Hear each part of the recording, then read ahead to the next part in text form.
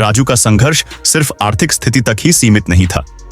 जब वह 12वीं कक्षा में था, तभी उसके पिता का अचानक देहांत हो गया। यह परिवार के लिए एक बड़ा झटका था। घर की पूरी जिम्मेदारी अब राजू और उसकी मां पर आ गई।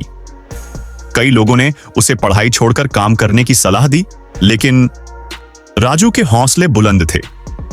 उसने दिन में काम करना शुरू किया और रात को पढ़ाई जारी रखी। उसके दोस्त उसे ताने मारते थे। कुछ लोग कहते थे, इतना संघर्ष करने के बावजूद भी तुझे कुछ हासिल नहीं होगा। लेकिन राजू ने उनकी बातों पर ध्यान नहीं दिया। वह सिर्फ अपने लक्ष्य पर केंद्रित रहा। राजू ने इंजीनियरिंग प्रवेश परीक्षा दी, लेकिन पहली बार में वह सफल नहीं हो पाया। यह उसके लिए बहुत बड़ा झटका था, लेकिन उसने हार नहीं मानी। उसने अपनी गलतियों से सीखा और अगले साल और भी ज्यादा मेहनत की। वह दिन रात पढ़ाई में लगा रहा। उसने खुद को पूरी तरह से अपने लक्ष्य के प्रति समर्पित कर दिया।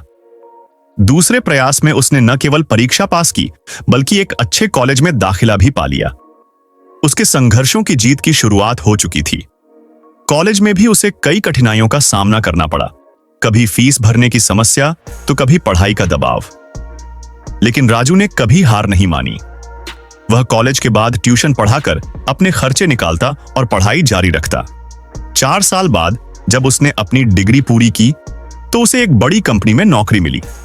वह दिन आ चुका था जिसका उसने हमेशा सपना देखा था। अब वह अपने परिवार को एक अच्छी जिंदगी देने में सक्षम था। राजू की कहानी हमें यह सिखाती है कि जीवन में कितनी भी कठिनाइयां क्यों ना आए, हमें कभी हार नहीं माननी चाहिए। हर असफलता हमें कुछ नया सिखाती है और हमें और मजबूत बनाती है। जब तक हम अपने लक्ष्य की ओर निरंतर प्रयासरत रहते हैं, तब तक सफलता निश्चित होती है। इसलिए अगर कभी जीवन में मुश्किल समय आए, तो हार मत मानो, संघर्ष करते रहो, क्योंकि सफलता उन्हीं को मिलती है जो कठिनाइयों से डरते नहीं, बल्कि उनसे लड़ते हैं।